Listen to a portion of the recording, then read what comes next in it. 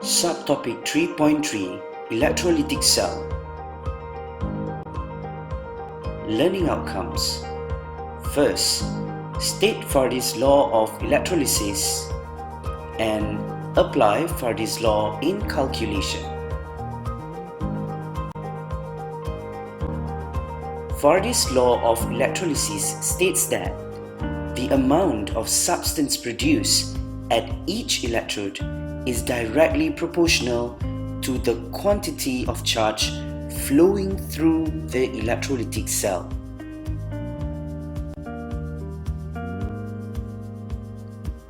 How do we measure current to find charge, or the other way round? The SI unit of current is the ampere, which is defined as a charge of 1 coulomb flowing through a conductor in 1 second.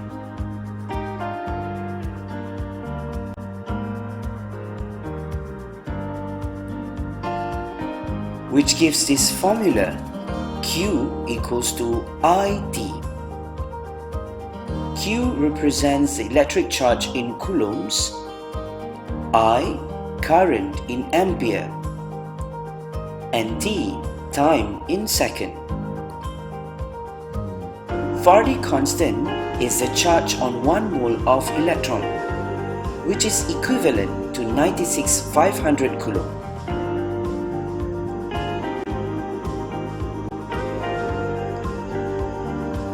For example, an aqueous solution of copper sulfate is electrolyzed using a current of 0.15 ampere for 5 hours. Calculate the mass of copper deposited at the cathode. First, we need to strategize our plan to get the mass of copper. It's easier if we work things out in the reverse order. In order to get the mass of copper, we must have the number of mole of copper. The logic is simple. When we have the number of mole of copper, we times it with the molar mass of copper, then we'll get the mass of copper. But how do we determine the number of mole of copper? We can do that by determining the number of mole of electron. This can be done by comparing the number of mole of electron and the number of mole of copper at the half reaction equation at cathode. Number of mole of electron can be determined by comparing it with the total charge that flows through the cell. And lastly, the total charge can be calculated using the formula of Q equals to IT. Since the question already gives us the current and time, we use Q equals to IT and substitute the values.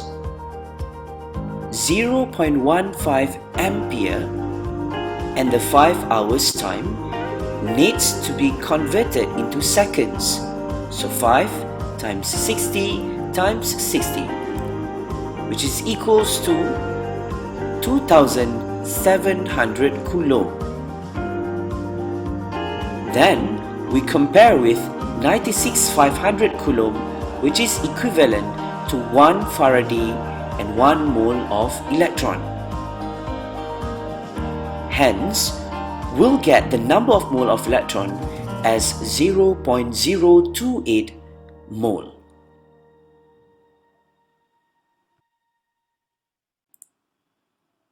Once we get the number of mole of electron, we can determine the number of mole of copper using the half cell equation at the cathode.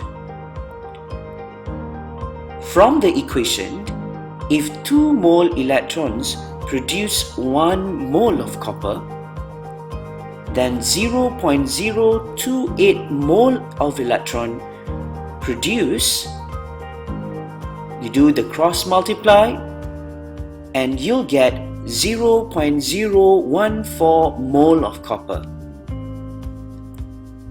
And lastly, to calculate the mass of copper, 0.014 mole of copper times with 63.5 gram per mole, the molar mass of copper, and we'll get 0.889 gram as the final mass of copper deposited at the cathode. Till the next video, bye!